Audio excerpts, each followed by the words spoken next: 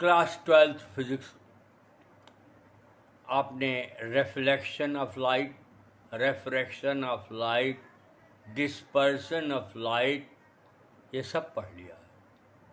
अब हम आपको लाइट की एक और प्रॉपर्टी पढ़ाने जा रहे हैं, that is called scattering of light. Scattering of light बहुत इम्पॉर्टेंट है, बहुत ही इंटरेस्टिंग है।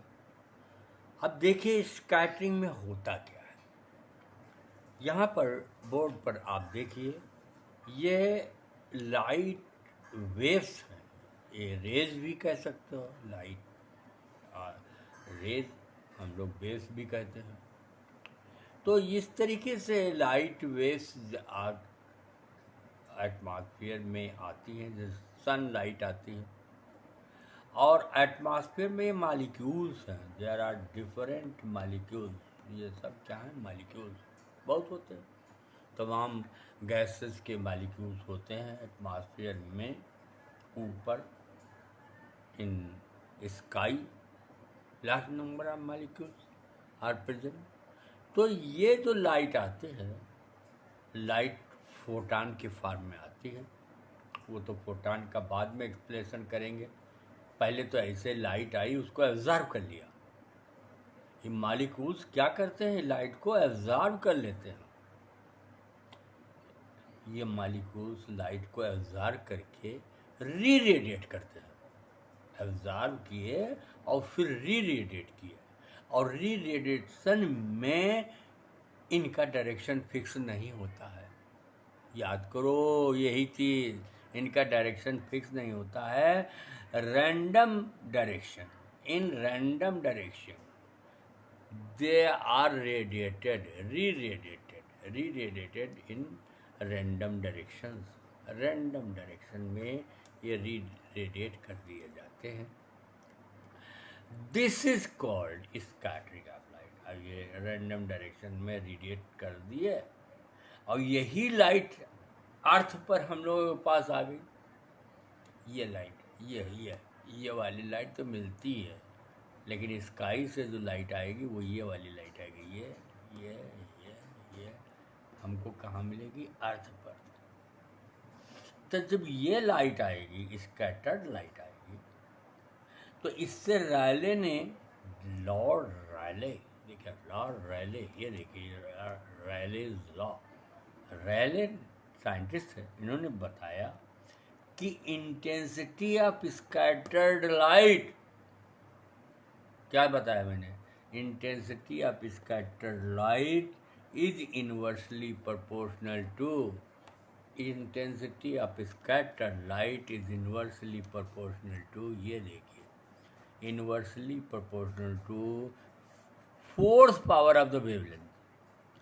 Fourth power of the wavelength, यानी जितना वेवलेंथ कम होगा उतनी ही इंटेंसिटी ज़्यादा होगी। तो याद करो, मैंने प्रिज्म में ये बताया था कि ब्लू कलर, वायलेट कलर, इनकी वेवलेंथ कम होती है। तो जो स्काई से स्कैटर लाइट आएगी उसमें मोस्टली ब्लू और वायलेट होंगी, और वायलेट की इंटेंसिटी कम होती है। वैसे भी डिस्ट्रीब्यूशन विजुअर में एनर्जी का जो डिस्ट्रीब्यूशन सन से होता है, तो सबको बराबर एनर्जी नहीं मिलती है कि जितना वायलेट को मिले उतना ही ब्लू को मिले, उतना ही ग्रीन को, उतना ही रेड को। अगर ऐसे होता तो नेचर में बहुत कुछ खराब हो जाता। हम लोग पता नहीं क्या देखते, किसी को देखते, कपड़ा वपड़ा पसंद करने जाते तो नहीं देख पाते ठीक से। सबसे ज़्यादा एनर्जी किसको मिलती है? ग्रीन को। ग्रीन की लाइट में, जो सनलाइट में ग्रीन का परसेंटेज बहुत ज़्यादा होता है, इसीलिए आँख पर ग्रीन का इफ़ेक्ट ज़्यादा होना चाहिए। ग्रीनरी देखिए, जहाँ पर हरा हरा पेड़ पौधे हैं उनको देखिए, आँखों के लिए अच्छा होता है। 5500 एंगस्ट्रॉम इसकी वेवलेंथ होती है ग्रीन की। तो ये मिड में है, रेड का और कम है। तो अब पहले मुझे याद था कि रेड कितना 11%, अब भी रेड का याद है, 55% कुछ ये ग्रीन का है, बाकी सब कलर का है। तो ब्लू कलर में वायलेट से ज़्यादा एनर्जी होती है, तो दैट इज़ वाई, इसीलिए स्काई अपीयर्स ब्लू, इसीलिए यही लाइट आई। अब आप कहेंगे ये जो लाइट है, अरे ये लाइट तो यहाँ है, यहाँ है, यहाँ है, आपके पास है, आपके चेहरे पर है, आपके चारों ओर है, लेकिन आकाश से जो लाइट आएगी उसे देख करके कहोगे कि स्काई कैसा है। स्काई से जो लाइट आएगी उसी से तो स्काई का कलर बताओगे। तो स्काई से कौन लाइट आती है? स्कैटर लाइट आती है, और स्कैटर लाइट कौन सी होगी? ब्लू होगी। तो that is why sky appears blue, इसलिए स्काई अपीयर्स ब्लू। तो ये चीज़ यहाँ पर रैले के फार्मूले से मालूम हो गया। और ये है स्कैटरिंग, ठीक है। क्वेश्चन आता था इसमें, ज़्यादातर मेडिकल एग्ज़ाम के प्री में ये क्वेश्चन आता था, पहले आया था कि sky appears blue due to reflection of light, dispersion of light, और कोई बता दिया, और फिर उसके बाद स्कैटरिंग ऑफ लाइट। तो जिस लड़के ने स्कैटरिंग ऑफ लाइट पर टिक कर दिया उसको नंबर मिल गया, आज वो डॉक्टर है। तो बहुत इम्पॉर्टेंट चीज़ है ये scattering. Sky appears blue due to scattering of light, due to scattering of light, ये 1 नंबर का क्वेश्चन भी हो सकता है, ये ऐसे आ जाता है स्कैटरिंग से। अब उसके बाद इस ऐसा था कि Indian scientist professor Chandrashekhar Venkata Raman, CV Raman साहब को देख लो, रमन इफेक्ट भी तो आपके कोर्स में आ गया है। सीवी रमन साहब साफा बांधते थे और यूनिवर्सिटी प्रोफेसर थे, लाइट वगैरह पर, ऑप्टिक्स पर काफ़ी रिसर्च करते थे। तो अपनी कोई थ्योरी दिखाने जा रहे थे, शायद आइंस्टीन को दिखाने जा रहे थे। तो उनको एयर का टिकट नहीं मिला, तो शिप से जाना पड़ा, समुद्री रास्ते शिप से जाना पड़ा। तो रास्ते में वो शिप वाटर को देखते रहे। तो उन्होंने, अब वो साइंटिस्ट थे तो जहाँ है तहाँ साइंस ही तो लगाएंगे। तो उन्होंने कहा कि शिप वाटर अपीयर्स ब्लू। और इंडिया में उनसे शिप वाटर अपीयर्स ब्लू का रीजन और साइंटिस्ट बताते थे, इसलिए कहते थे ब्लू दिखता है कि स्काई इज ब्लू।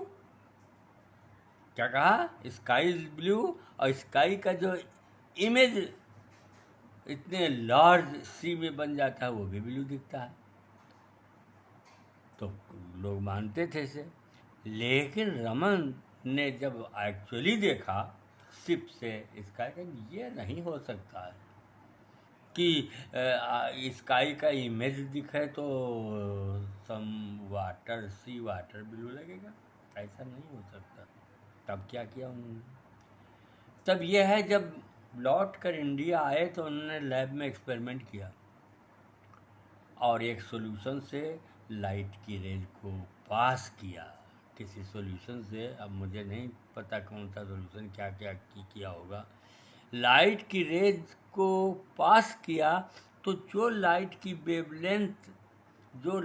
वेवलेंथ यहाँ पर इंसिडेंट लाइट में थी, जो उनको रिफ्रैक्टेड लाइट में वो वेवलेंथ से ज़्यादा या कम वेवलेंथ, कुछ अलग अलग लाइंस दिखाई पड़ी। उसका स्पेक्ट्रम लिया तो उसमें अलग लाइंस दिखाई पड़ी। जब अलग लाइंस दिखाई पड़ी तो उनका नाम रखा। एक को उन्होंने कह दिया, कोई साइंटिस्ट इनके साथ रहे होंगे, काम करते होंगे इनके अंडर में, तो एक को कह दिया स्टोक्स लाइंस और एक कह दिया एंटी स्टोक्स लाइंस। तो स्टोक्स लाइन की वेवलेंथ ज़्यादा थी और एंटी स्टोक्स लाइंस की वेवलेंथ कम थी और इनकी इंटेंसिटी ज़्यादा थी, तो यही हो गई ब्लू। यही ब्लू हो गया। एंटी स्टोक्स लाइन की इंटेंसिटी ज़्यादा, तो यही ब्लू हो गया।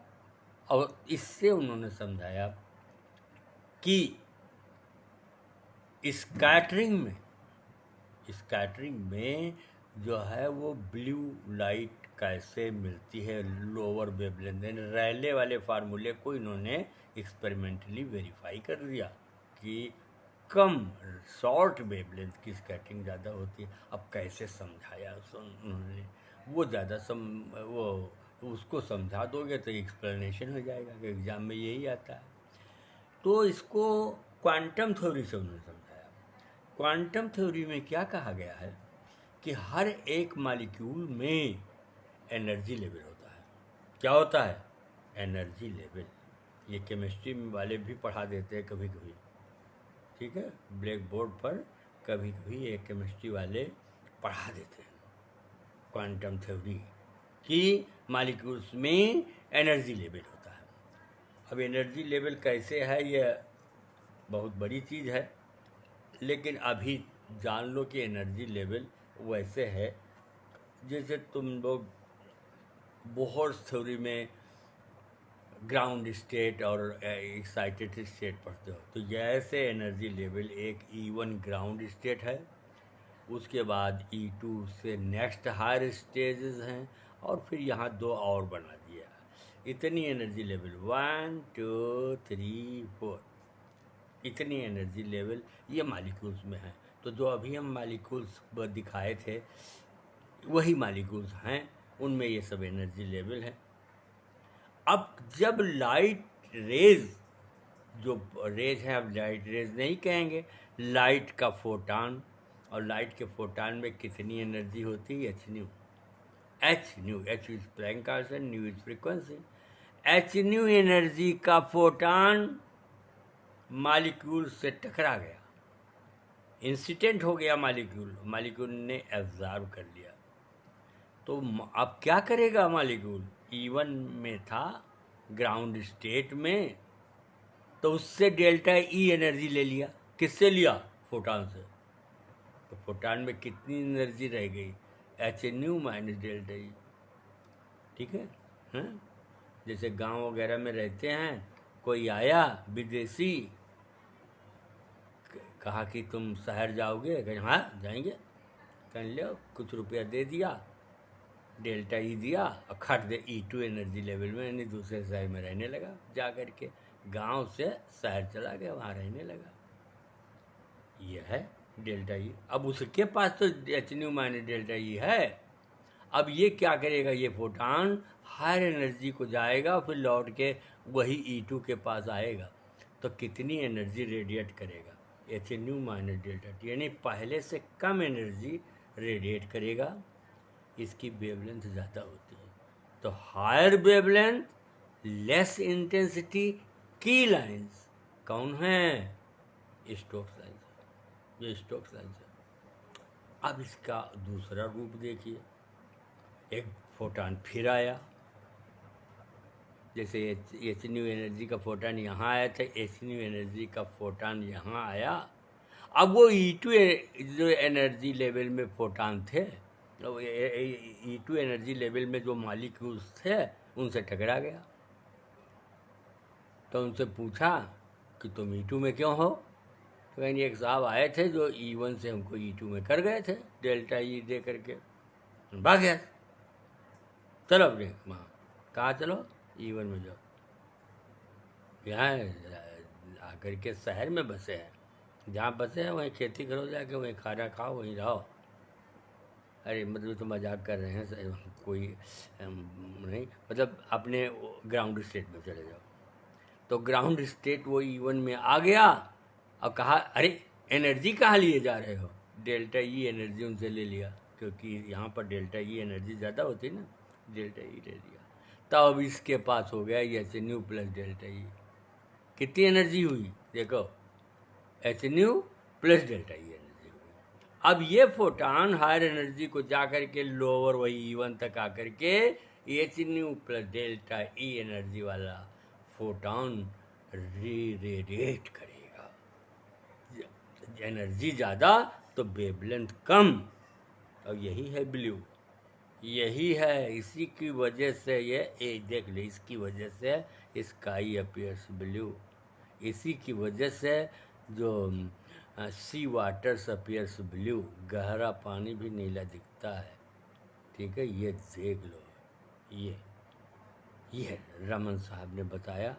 उनको हमें मान सम्मान दिया गया, और हम लोग अभी तक उनका गुण गाते हैं कि उन्होंने हमको, हमारे देश को यह बताया कि sky appears blue, why, Raman effect इसी को कहते हैं। तो इस तरीके से आपको हमने बता दिया।